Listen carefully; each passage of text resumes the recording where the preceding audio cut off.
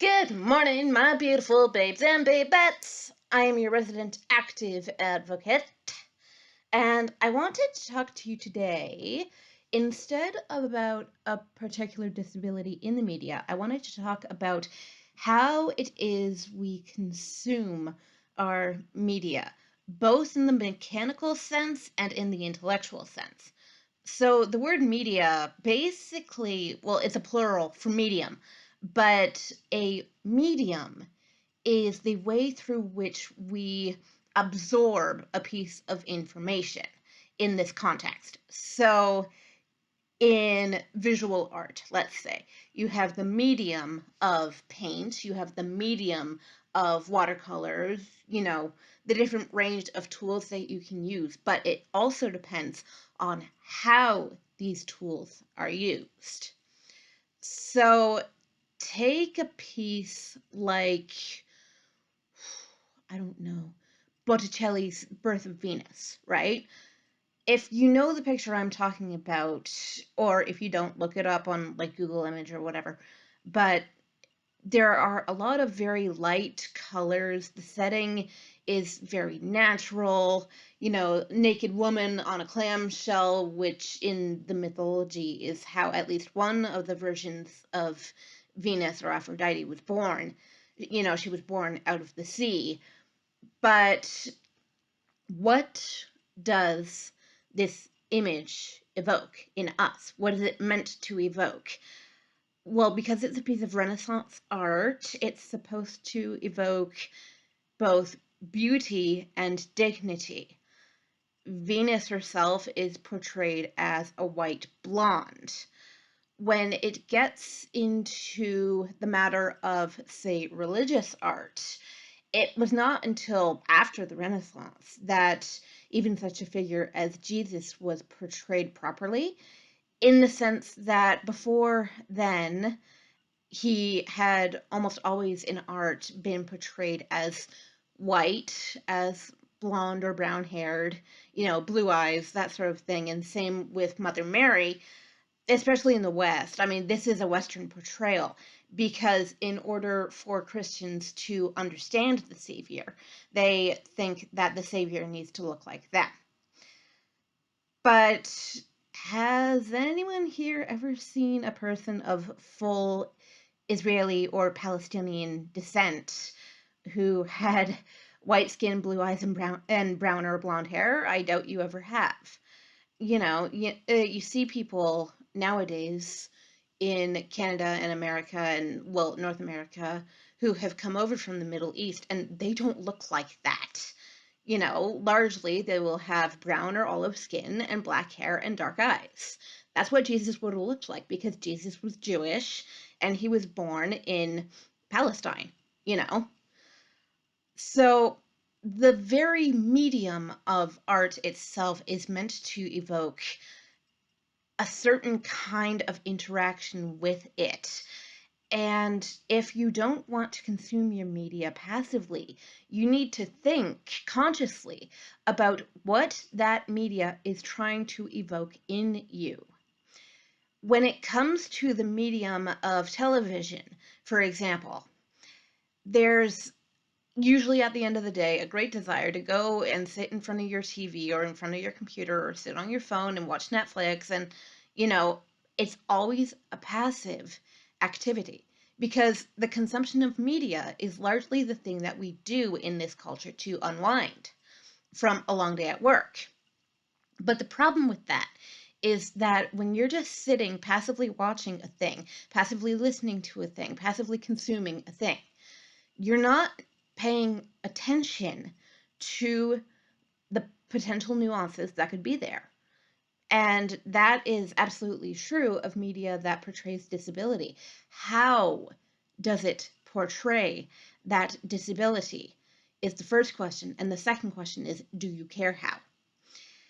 If you do not care how, the media is going to control your perception in the way it was intended to control your perception, which is often, unfortunately, negatively. because there's supposedly meant to be this pyramidal structure, as I have discussed before, of the high, the middle, and the low, and people with disabilities are unilaterally among the low.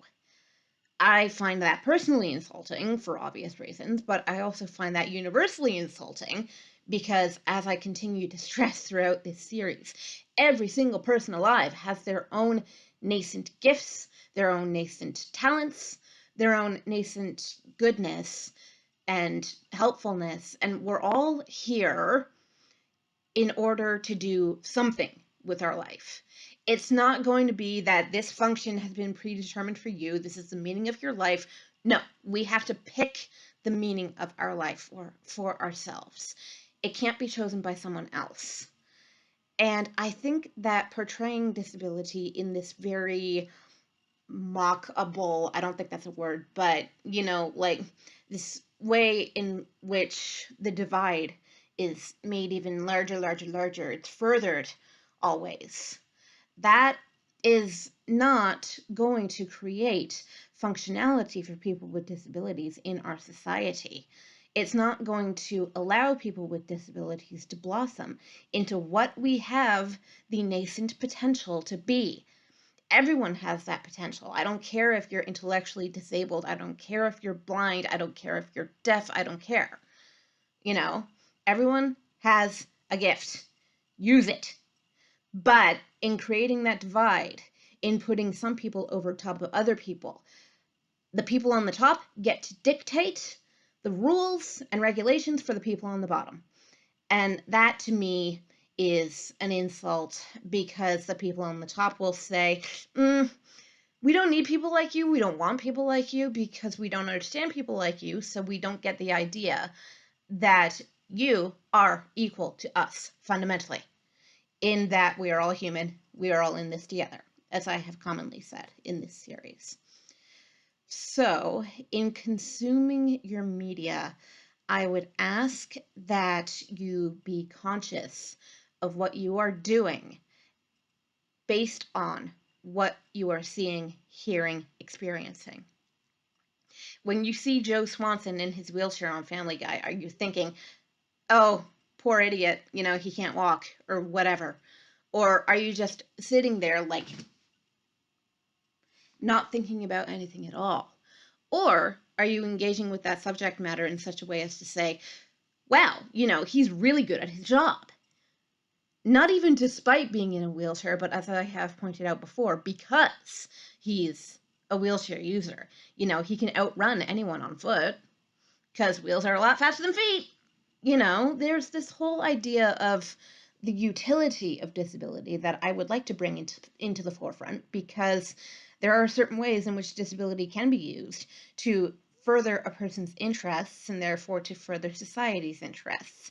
Because if we are able to use our bodies in the way that we choose to use them, then that will open up a massive amount of opportunities for us and not close any doors in our faces. But that door needs to be open on both sides. Both we and the society around us are responsible for keeping that door open. We have to assert ourselves to the degree that we say we will not be put aside, we will not be made invisible. But at the same time, society has to be the one to say, yes, we accept you, come in, because society is the wider thing, is the thing with more power. We have to give ourselves power by not allowing ourselves to be put aside. But society also has to be accepting of the fact that we want power and that we deserve the same amount of power as any abled person, any person without a disability. So in consuming your media, please be aware of this dynamic and of how you could be furthering the whole idea of the gap, or how you could be putting a stop to the idea of the gap, because that is on you. Society is a collection of individuals. It's not just one big monolithic thing, of course, because society is made up of different groups of people and different people within those groups who all have different ideas and different values and different morals and a different upbringing. Right? So Be conscious, be aware, be active in what you are doing. And that is my high horse lecture for the day. But I'm not immune from this either. I mean, I would see portrayals of cultures that are not mine or of people with different disabilities than me, and I might not think about it at all, or I might think, oh, that's a really bad portrayal, or that's a really good portrayal, and I'm not immune from the effects of media either, because it is meant to be a passive form of consumption, unfortunately. But that's the whole reason why we have a brain. Use it. Think, think, think, think, think. I cannot stress that enough. Think about what you are doing. And, okay, so that is my high horse lecture for the day. I will see y'all tomorrow to finish off this mini-series, on disability in the media, and I hope y'all are enjoying so far. All right, fare thee well. Have an excellent day. The sun is shining, at least where I am. Engage with your surroundings. All right, bye, everybody. Mwah.